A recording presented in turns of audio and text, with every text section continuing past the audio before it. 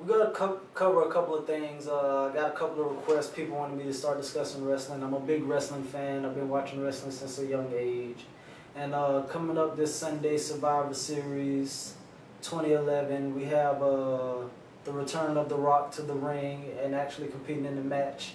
I'm excited for this as we get to see the Great One compete for the first time in the ring in 7 years.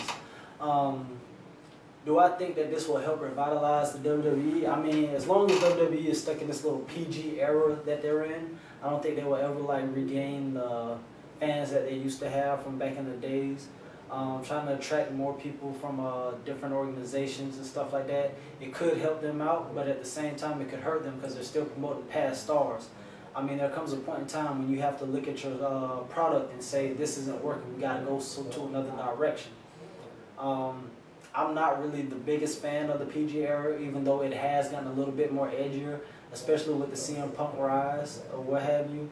But like I said, The Rock is coming back. This should be a good chance to see what kind of setup they will have for WrestleMania between him and John Cena, as they take on Awesome Truth at Survivor Series. Why it's still called Survivor Series, I don't know, since they don't really have Survivor Series traditional matches anymore.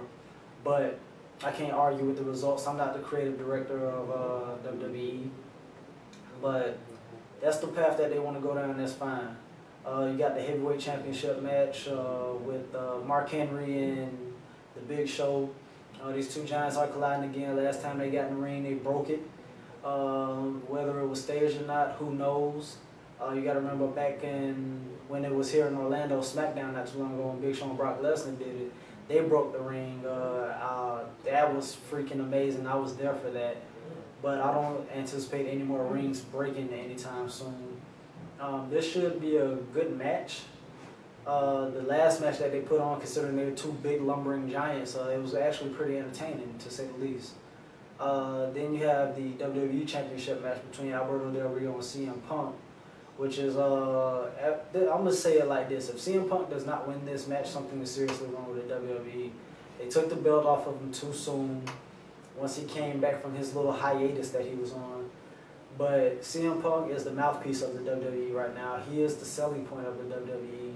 They gave this man his music that he once had once he was back in the independent circuit. And he is basically one of the main reasons that I watched Monday Night Raw.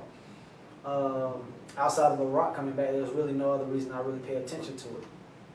Then we go to the flip side of things. We want to talk about Impact Wrestling. And the path that they on just seems to make no sense. Every week there's something different, something irrelevant. Last night we had Mexican America take on Crimson and Matt Morgan for the World Tag Team titles. I'm like, wasn't it just like last week they were feuding with Inc. and now Inc. is irrelevant and we probably won't see them again? I mean, it makes no sense. Gail Kim just comes back. She wins the Knockouts title. I mean, what's going on here? I mean, Bobby Roode, he wins the title on the Impact taping and not at the pay-per-view like everyone expected him to do. It's like this stuff is getting like real old and confusing and tiring. If these guys want to be successful in what they do, they need to get their act together. I mean, the reason I can call this Impact Wrestling is because TNA was actually a watchable product. This that these guys are putting on now is disgusting, it's disturbing, it's not fun. The X Division used to be the highlight back in the days. Now the X Division is looked at as a joke. These guys, who's ever the creative minds at Impact Wrestling, needs to get it together because it's getting kind of tiring at this point. Switching gears, we're going to go ahead and talk about the NFL.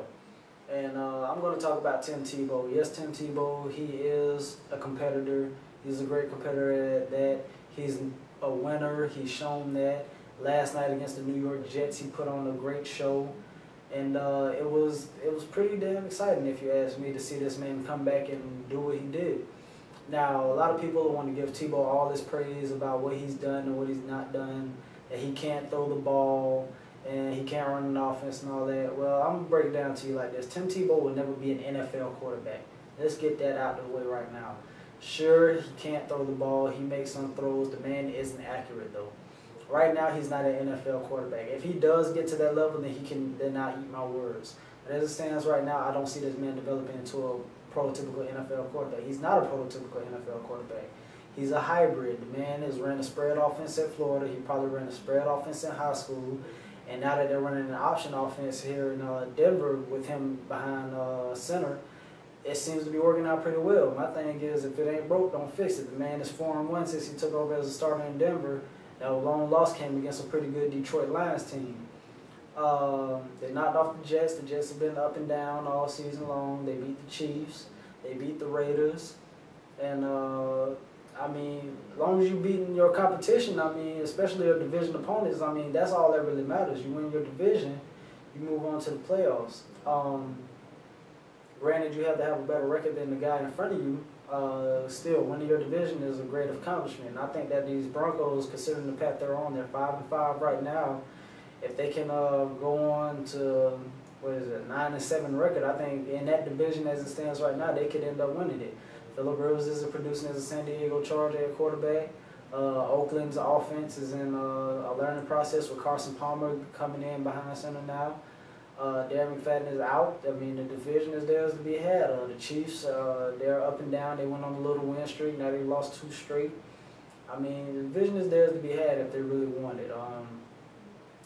Moving on from Tim Tebow, we're going to switch gears to the NBA Lockout.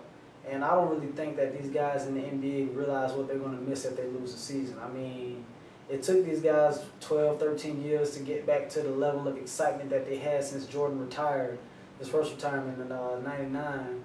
I mean, I'm not going to count his Wizard years because that wasn't MJ. That's not the MJ that we knew. The MJ we knew was in Chicago.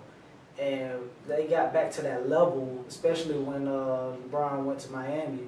And it presented the most compelling NBA season that we've had thus far. I mean, we had upsets. We had surprises. The Grizzlies showed up out of nowhere. We had Blake Griffin come along. He put on a great show. I mean, the NBA was exciting. And now that these guys are arguing over money, these guys in this lockout, I mean, come on, it's not going to be fun for anyone. And if the NBA think they were going to be able to recover quickly from this, they're sadly mistaken. It's not going to happen. These guys in the NBA, they're going to lose money. The players are going to be upset that they're losing money. The players will eventually cave in, and the owners will get what they want.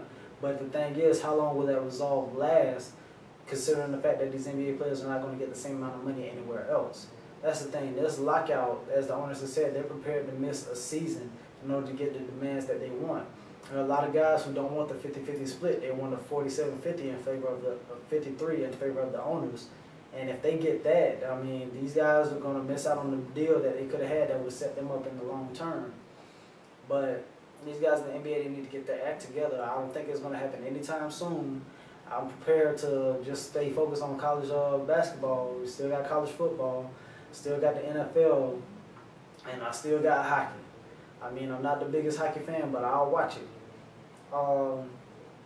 But all in all, I mean, it's a sad, sad day, not only for the NBA, but for the game of basketball, considering the NBA is such a global entity that it is, especially in the world of basketball.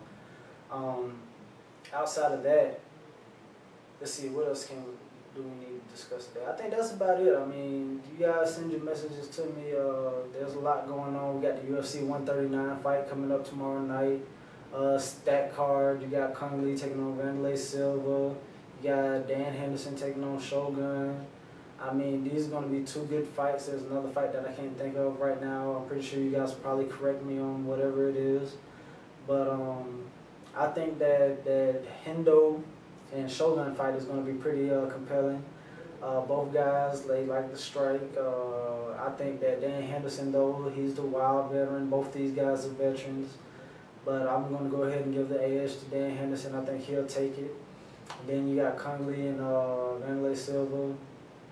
I think that Kung Lee, I mean, he's a movie star now. He hasn't been in a fight in quite a while. But the man is still a great martial artist. Wanderlei has hard hands. But in that fight, I'm going to go ahead and give it to Wanderlei Silva. I think the ring rust that Kung Lee possesses will probably be too much for him to overcome. I know all these guys train hard and everything, but I don't think that there's anything that he will be prepared for. You got to consider this guy has been out of action. He's been making movies. He's been doing all this other stuff. But Wanderlei has been fighting. That's all he does. That's what he loves to do. And I think that this fight will be pretty interesting to watch. Well, that has been my Blazin Sports Report. It's been quick, it's been short, it's been sweet. Anything else you guys want to know, just hit me up. I'm always here. I'm always listening. Twitter.com/Blaze1878. Facebook.com/Blazin835. I'm always here. I'm always listening. You guys send me your questions, I'll answer them. I'll holler at y'all. Peace.